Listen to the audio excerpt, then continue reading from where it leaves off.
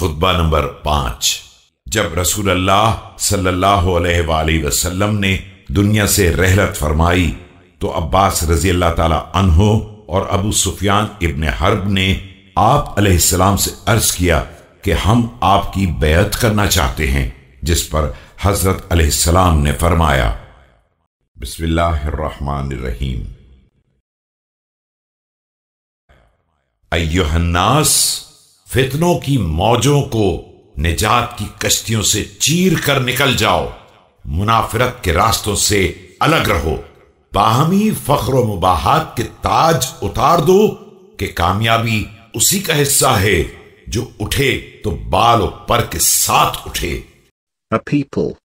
Steer clear through the waves of mischief by boats of deliverance, turn away from the path of dissension and put off the crowns of pride. Prosperous is one who rises with wings, that is when he has power. वरना कुर्सी दूसरों के हवाले करके अपने को आजाद कर ले। ये पानी बड़ा गंदा है और इस लुक़मे में उच्छू लग जाने का खतरा है। और याद रखो कि नावक्त फल चुनने वाला ऐसा ही है जैसे नामुनासिब जमीन में ज़राअत करने वाला। Or else he remains peaceful and others enjoy ease. It, that is the aspiration for caliphate, is like turbid water or like a morsel that would suffocate the person who swallows it. One who plucks fruits before ripening is like one who cultivated in another's field. मेरी मुश्किल ये है कि मैं बोलता हूं तो कहते हैं कि इख्तिदार की लालच रखते हैं, और खामोश हो जाता हूं तो कहते हैं मौत से डर गए हैं। अफसोस अब ये बात जब मैं तमाम मराहिल देख चुका हूं।